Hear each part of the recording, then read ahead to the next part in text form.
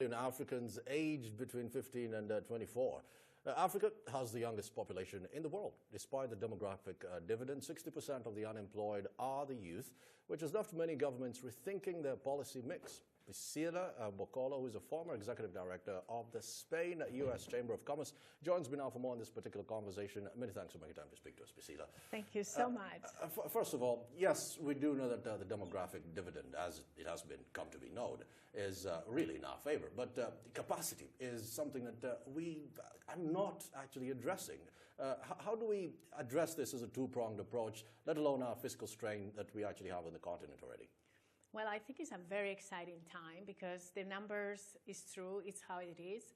But I see that it's a lot of talent. We need to shift this mentality from the victimism mentality to go to the leadership mentality. And that's exactly what we're trying to do right now, is to enhance and promote entrepreneurship. Yep. Because instead of being job seekers, all these 60 million people looking for jobs, we have to become job creators.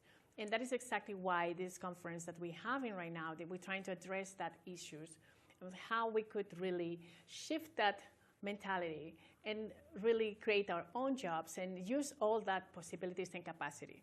We, of course, have challenges, which is the lack of training, the lack of access to capital. But I think that we could overcome these challenges because what we need really is mentors. People who really have done it before and could show the way. And this is what it's all about, that we have also wonderful stories. We need to change the narrative. We also speak about the bad news, but I would love to speak also about the great news. Right.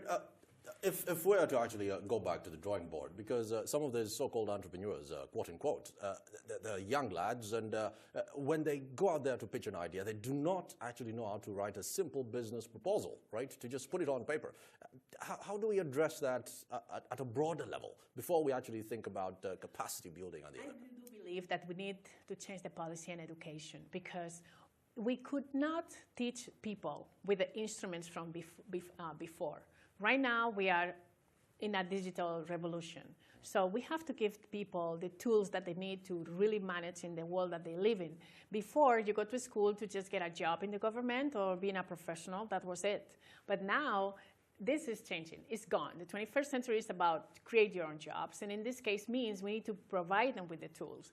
The whole system has to change because people is not ready. Even when they're trying to pitch it through and trying to make a presentation, they're not able to really speak for 2.5 minutes. I always tell people, you have 2.5 minutes to let me know exactly what you want.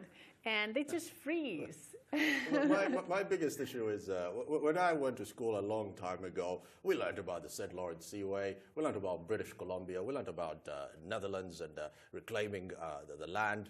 And when I go back to my high school, it's the same stuff that they're still teaching at a time when well, there's Bitcoin now, yes, as opposed to where we were before. So how do you change the mentality of the old guard? Well, I think we need to grow the leaders, not from tomorrow, the leaders from today. Right now, we are just hoping that these leaders, they develop and they're going to change things. No, we need to change things now.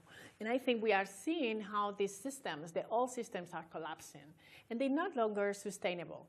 And I believe also that between the power of the diaspora that is coming back and bringing their skills and sharing, I think we need to engage in this kind of conversation that we both benefit from each other. Also, what I have seen is that the locals here have also many skills that we don't have in the Western world, because we come in from very old models, and that doesn't allow us to really be creative. But here, people have this creativity. The only thing that they're missing is the education and the traineeship and the tools that they need to really develop that creativity, because creativity without execution is ideation. It's only a great idea, but you could not really do anything with that.